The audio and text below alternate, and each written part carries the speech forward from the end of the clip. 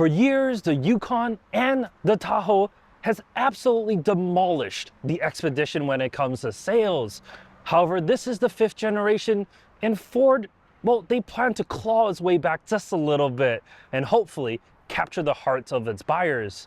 Hello, my name is Jimmy, and this is the 2025 Ford Expedition. Not the Max, just a standard one. It doesn't have the almost foot longer in terms of overall length, but this is still a large 3-row SUV, and it's the perfect family hauler, and it can haul all your toys along with it. So let's take a look as we dive into all the things you need to know about it. On the front end is still an Expedition, so you got your big old Ford emblem, Expedition written across the hood. For 2025, the base trim is now the Active, and the Platinum, is just one above that.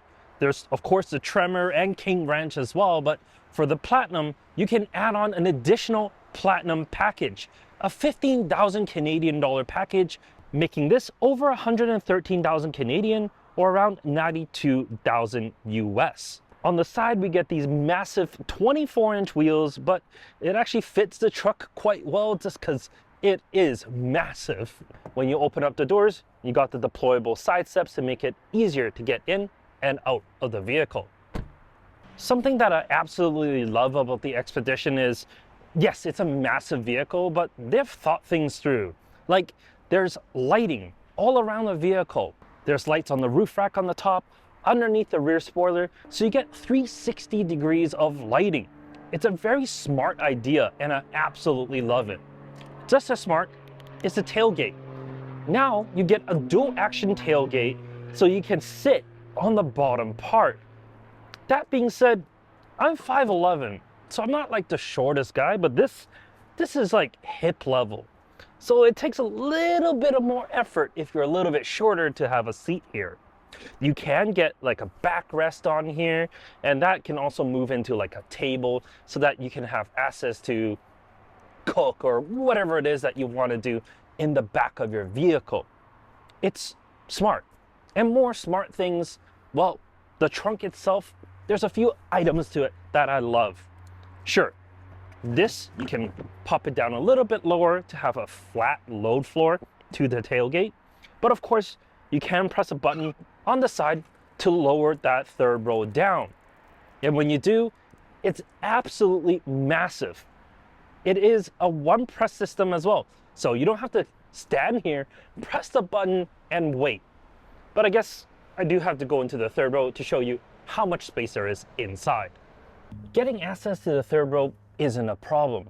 Unlike the Chevy, where it's a 2-part system and it folds into the floor, in here you press one button, it swings up and forward, and you're in. And once you're in, it's actually quite decent amount of space. As I said, I'm 5'11", and well, right here might not be perfect, but on the side, headroom, legroom isn't a problem. And the 2nd row is slid all the way back as well. This isn't designed for maximum comfort, but you know what? It's almost like a minivan back here. This is great. And I have charge ports on the side, I got cup holders, and there's a button so I can even tilt back my seats for additional comfort. That being said, I would rather sit up front because that is a lot more comfortable. As for the 2nd row, well, it's just enormous back here. It really is. Like I said, I'm 5'11", and I can fully stretch out. Headroom, legroom, both not a problem. And yes, I can recline my seat if I want to. I can move this, whoops, I can move this forward or aft if I want to. And this tester has the optional bench seat, so I get additional seat in the middle. Now, I know some people are captain seats all the way, but personally, I love a bench seat because I don't have to send the 5th person to the 3rd row. It just gives me more space to kind of maneuver people and whatnot. And this space, honestly, it's great. The seat itself isn't just like a tiny middle seat. This is, well, a seat that's designed for comfort. And the seat belt itself is integrated into the seat. That just makes it that much more comfortable than something that's, well, mounted to the ceiling. And you even get ceiling vents on the top. There's a lot to love in here. And if you're thinking of carrying kiddos, well, this is an enormous space. so carrying kiddos shouldn't be a problem. You got 3 sets of anchors in the second row, 2 sets in the back, and then you got all the upper anchors that you need. This is an enormous space. I'll leave a link in the video description so you can watch the full Can It family and how well car seats fit. But spoiler alert, it absolutely can. But let's move up front. Jumping in here, the first thing I gotta say is, dang, because this is nice. And I'm not just saying it's nice for Ford, but this is nice in general. The stitching and everything, it's high quality stuff here. Starting with the seats, they're supple, they're soft, they're heated, they're cooled, they're massaging. It has just the right amount of support for you. It has enough bolstering to make sure that you stay in the seat. It's a very comfortable experience. In front, well, I got my Squircle.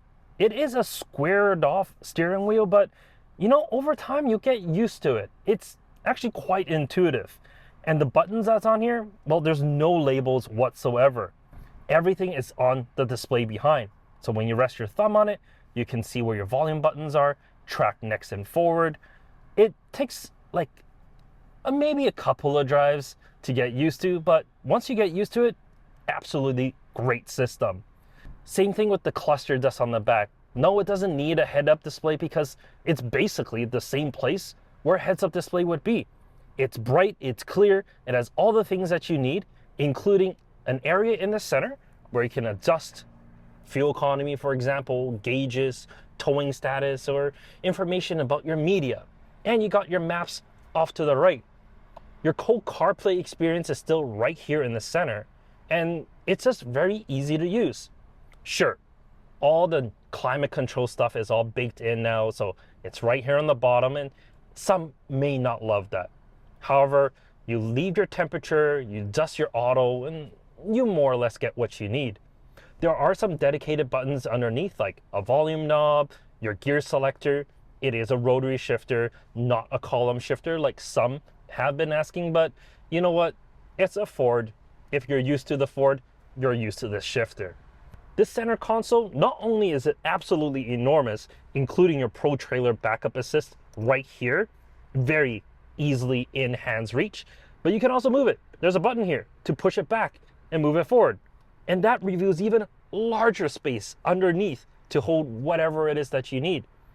There's a lot of, well, cavities that's within this vehicle for you to put whatever it is that you have, making an excellent road trip vehicle. And the engine is actually quite paired with that, because under the hood, it's the 3.5-liter twin-turbo V6.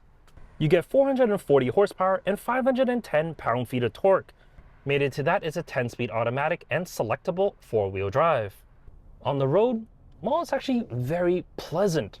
The ride is relatively cush, and it's very effortless. This steering wheel does take a minute for you to get used to, but once you're used to it, it's absolutely fine. The powertrain, goodness. Sure, 440 on paper might not be like the most, but you put that foot down, it hustles. It may be a little bit quicker than you realize it really should be. And while yes, the competition is all about V8s, this twin turbo V6, it is faster. Sure, it might not sound as cool as a V8, but I mean, if it's faster and a little bit better in terms of fuel economy, it's actually a decent trade-off, right? And of course, with Ford, you get BlueCruise, so you can press a button here on highways that are mapped. This one, unfortunately, is not. But you can press that button, you can engage it, and it basically just drives itself. You just have to pay attention to it. In general, I find that the BlueCruise isn't as good as GM's, but hey, at least it's there. It's an option for you if that's something that you want. You can pay monthly for it because the first year is free, or you can pay just a full charge of, I think, $2,000 or so, and you get it for life, which isn't too bad.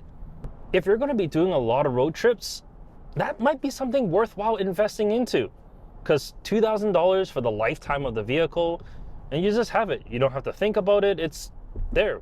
Whenever you need it, you press that button, it does your BlueCruise, and it's hands-off driving, effortless. And that's the overall experience here. The overall vehicle, like driving it and owning it and just living with it, it's been very effortless. Sure, it's large, it's definitely a bigger vehicle, and you have to consider that when you're trying to fit into a compact space, but it's not any harder to drive. The visibility is great, you got great camera system, the tech in it all works. It's a very, very compelling vehicle. And with all these updates, I think finally Ford has developed a product that's gonna be good enough to take on GM's. The sales number may not change too much because I feel like a lot of people will still love that V8 that the GMs give you. But if you go with this, you know it's not just, well, an F-150 with the bed cut off and a canopy over it.